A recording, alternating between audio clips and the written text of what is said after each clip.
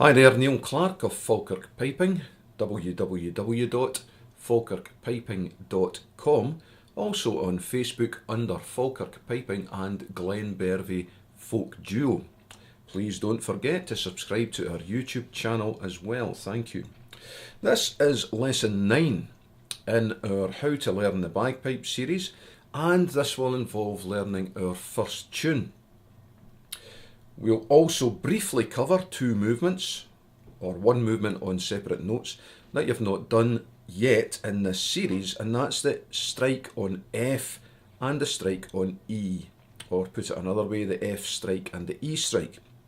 Our tune today is taken from the College of Piping Tutor book number 1, or the Green Book. This is lesson 4 in the Green Book, and lesson 5. The parts are split up in the tune. There's 2 parts in the tune, split up into 2 lessons.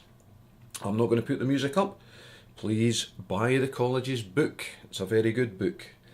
So, the tune, first of all, very brief details on the tune. The tune is very old indeed. The words, or these particular words anyway, were put to the tune in the end of the 18th century by Robert Burns, and was attributed to the words that King Robert the Bruce used to address his troops immediately prior to the Battle of Bannockburn in 1314. The tune itself is much older. It's probably known as Hey Tooty Tatey. The Green Book used to tell you all this, I don't think it does anymore. So, a very old tune indeed, possibly dating from pre-Bannockburn, so possibly the 13th century or earlier. So, well worth playing in its own right. It is the tune that is perhaps most learned as the first tune by beginner pipers. So, let's just go through the tune itself first, and then we'll explain how we're going to learn it, and we'll crack on.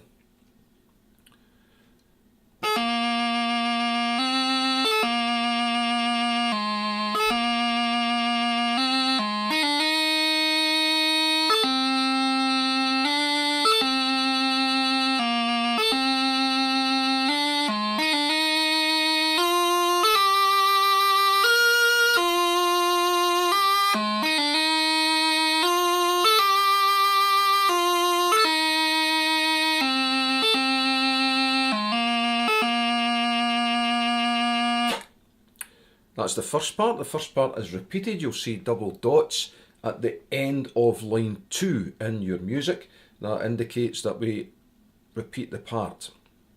The second part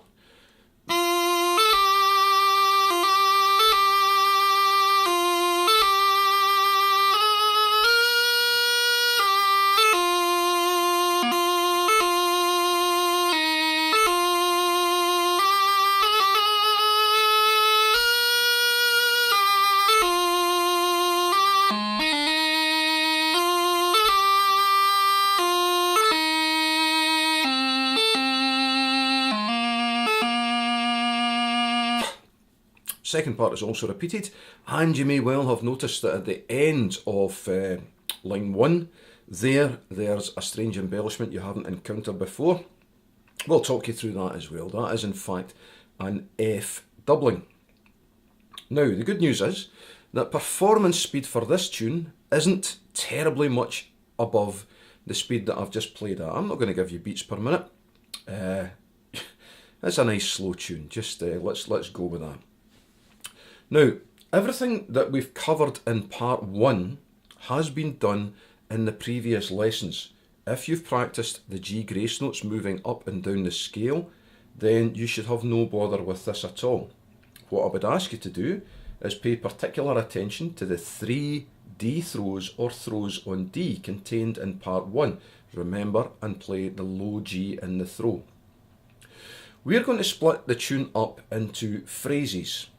Now, it would be nice and convenient if we could say that each phrase was 2 bars each, and indeed the first phrase is 2 bars, but sometimes the phrasing stops just slightly before the end of the bar. I'll explain that as we go on. Just to illustrate, our first phrase consists of the first 2 bars of the tune. That's the first 2 bars of line 1. And if you want the full info, the words which go with that part of the tune are Scots wha hae wi Wallace bled. And the tune follows these words pretty much exactly. The tune begins with a high G grace note. So when you go to start the tune, you'll see that the high G grace note is to low A. Don't start on low A and then perform a high G grace note. Start with the G finger extended. This is your first phrase.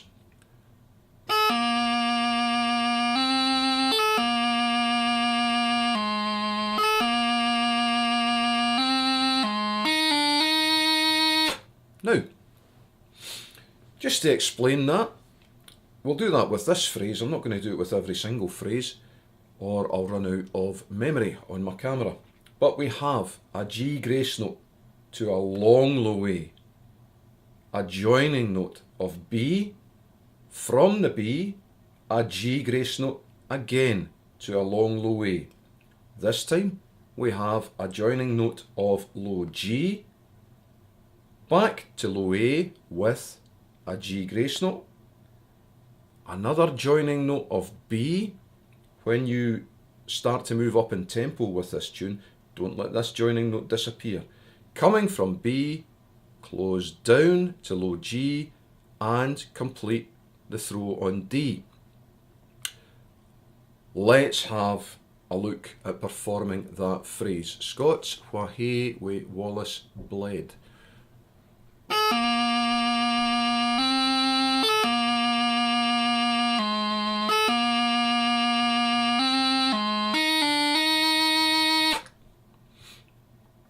I'm going to play that for you once more, then I'll ask you to pause the video and practice that first phrase.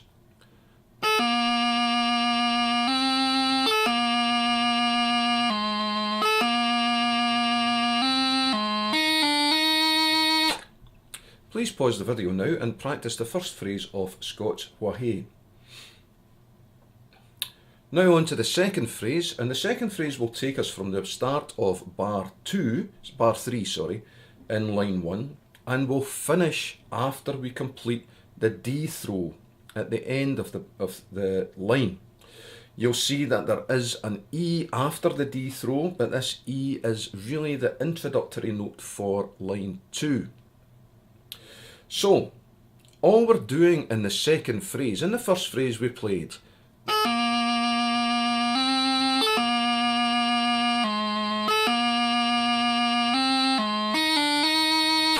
in phrase 2, we move everything up one note, still finishing on a throw on D. So, we're playing a G grace note to B to begin.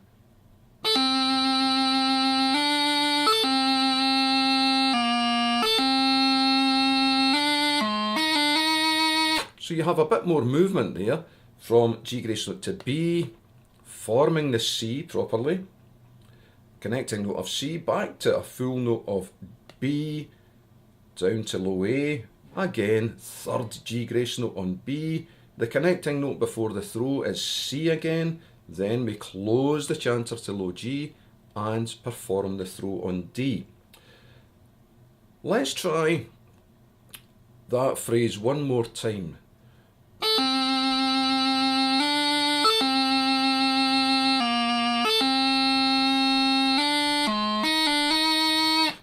Please pause the video now and practice that phrase.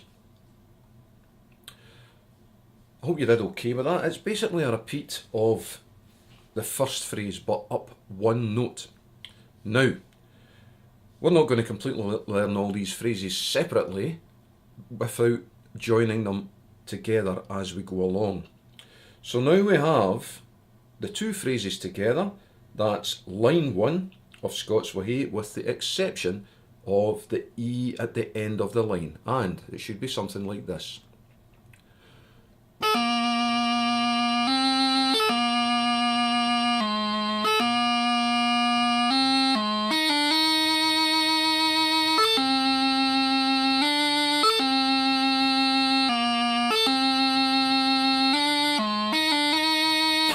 Remember, when you're moving from note to note, please sound the notes that are shown only. Don't play an extra note before the grace note, and avoid crossing noises at all times. If you hear an extra note, then you have to look at your transitions between notes and make sure you are performing them cleanly and accurately. Now let's look at the third phrase, which begins with the E at the end of line 1 and continues to the F at the end of bar 2 in line 2.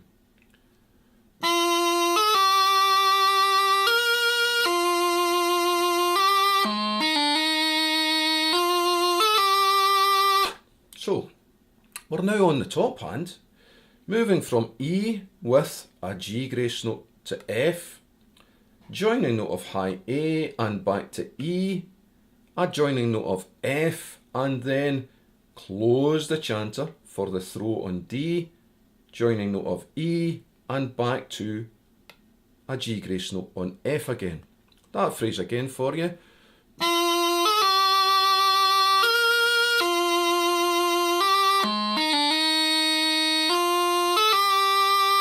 Please be particularly careful in moving from the D to the E. That's the classic movement for crossing noises creeping in. So just be aware of that. Please pause the video now and try that phrase.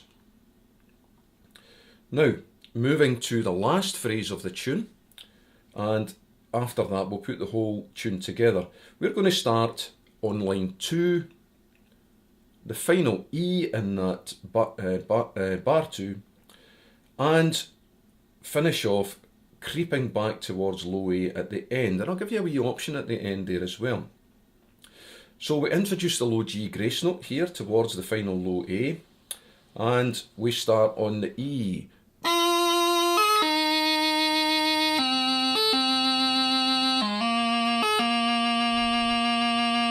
Now, the A at the end of the bar there gets 2 full beats. You do have the option to fill in a gap with something that we have shown you, but I'll talk about that when we get there. We have the E, which is purely an introductory note to the phrase, or in fact a joining note, a G grace note to D, connecting note of B, then a G grace note on a full B, closing down to the low G for the grace note to A, and finally a G grace note to a low A. Now your little bonus here, and I'm not going to spend too much time on that, you could, if you felt like it, insert a burl at the end of the tune. That's not shown in the music because the burl isn't given in the College of Piping Tutor until later on, but we've covered it. So if you feel confident enough, stick the burl in. I'll show you how to do that once only and then lead it to you. So,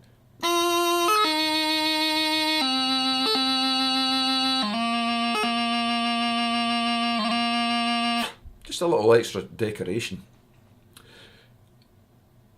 Let's try that phrase one more time. Now this is without the burl.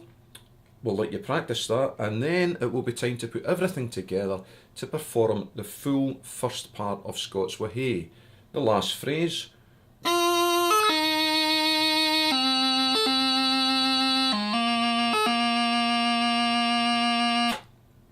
Please pause the video now and practice that last phrase. Now, if you're confident enough, what we're going to do is put the full tune together. Please remember that you're going to be playing it twice. I will play it twice, and if you feel like it, please play along.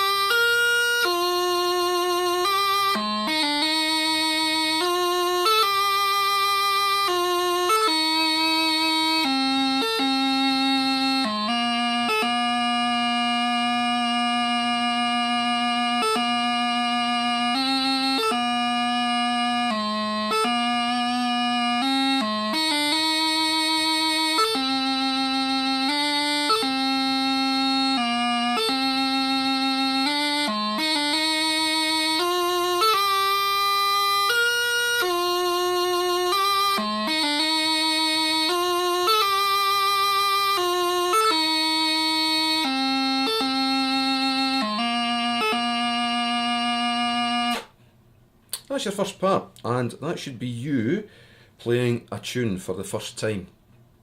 Don't rush this tune. It can be played as a quick march as well, but it is a slightly different version played for the quick march.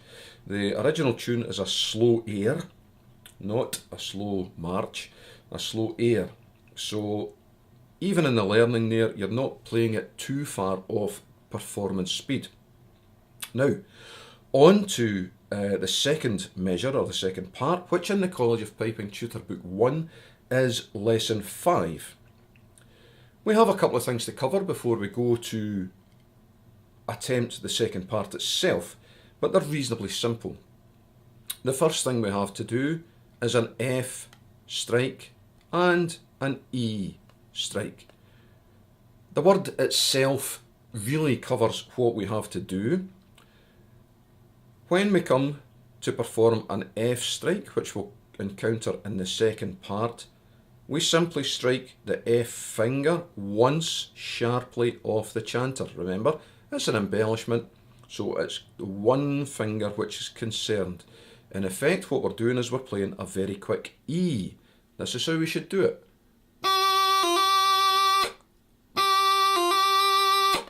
We'll just carry on and show you how to play the E strike and then get you to have a practice at that.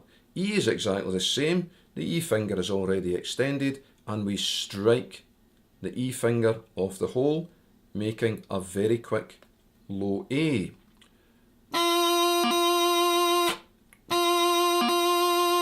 Both these embellishments are used in this tune to separate two notes that are the same. Let's do that once more, then we'll get you to practice that movement. F first.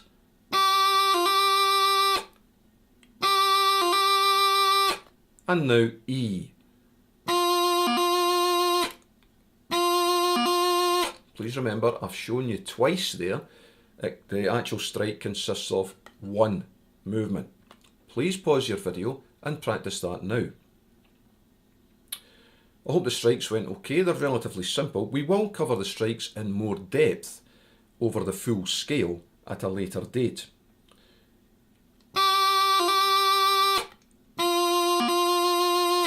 You have one more embellishment to cover in this tune before we head off on part 2, and it's a high G doubling. Now, the word gives a clue as to what we actually do. High G doubling means we sound two high Gs, and the movement consists very similar to the strikes we've just done: a G, an F and a G. That's it, pure and simple, the high G doubling. Why isn't it called a strike, you might be thinking? Well, because it fits into the doubling scale. We perform doublings on every note, and this happens to be the high G doubling. And again, we'll cover that more in a later lesson. Let's just tie these all together.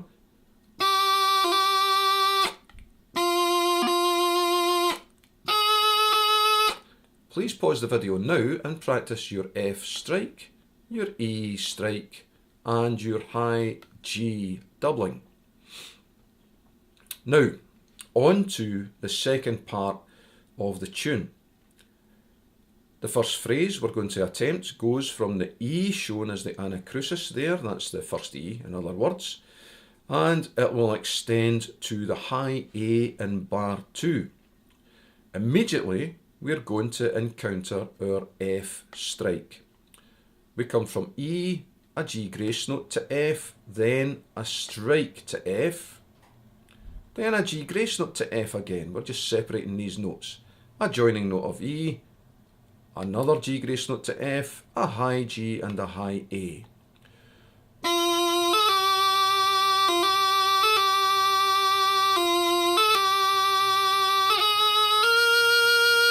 Remember and pay attention to the length of these notes. I'll give you that again.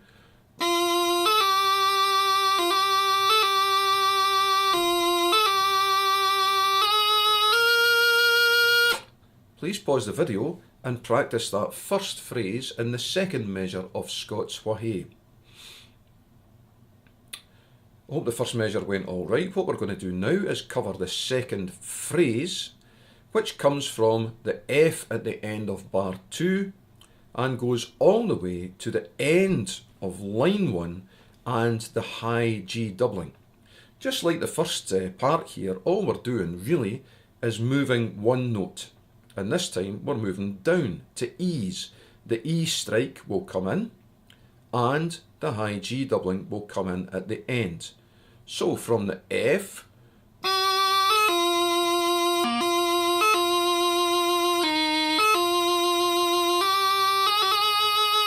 I'll show you that again.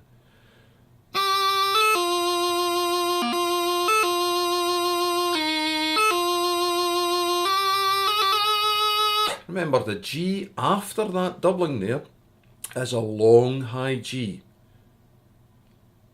Please pause the video now and practice the second phrase of the second measure of Scots Wahey. Now, before we move on, let's just put both these phrases together.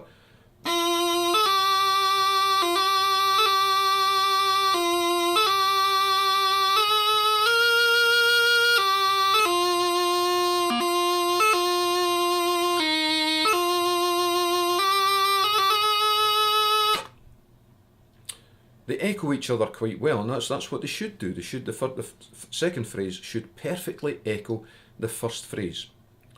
The second line consists of the first two bars, which we haven't encountered before, but the second two bars we have encountered before. It's the same as the last two bars of part 1 or the first measure.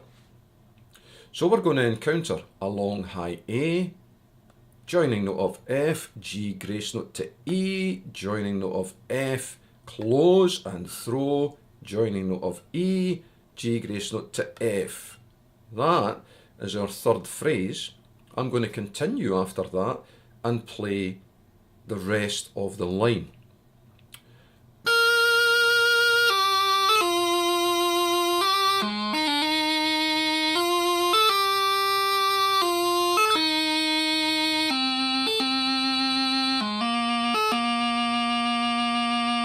And that's a full 2 beats this time. Let's try that again.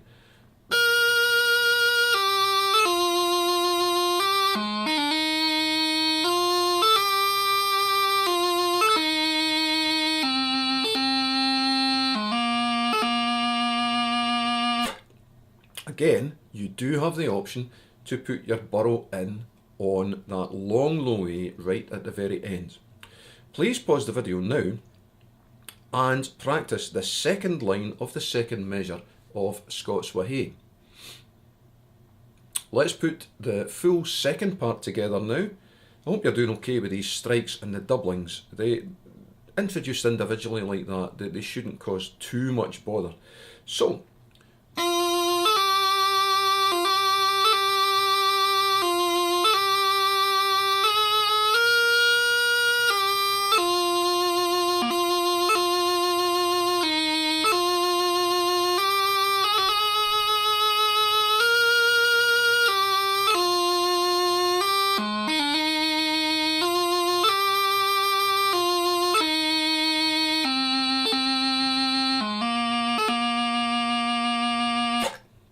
that's the second part. We are going to play, to close the video off, we'll play the full tune for you. That's with the parts repeated. Always play with the parts repeated. It's asking for trouble if you practice it and just play it once, because one of these days when you go to perform it, you will just play the part once and you'll skip one. Now in competition, that's game over, if in fact that's the way you're heading. So always repeat the parts where the parts should be repeated. Good luck with this. If you have any problems with it, please don't hesitate to contact me. Again, don't put a comment on the YouTube and expect a speedy reply. Sometimes I don't see them. But please feel free to contact me through the website at www.falkirkpiping.com or indeed through Facebook at Falkirk Piping and Glenbervie Folk Duo. I'll play the tune for you and then close off. That's the end of lesson 9 and your first tune. What we'll do for lesson 10 is we'll choose a beginner tune from one of the other books that we have mentioned in this series. So, good luck with the tune. Please take pride in it. It is a very important tune. So, Scots wa hae.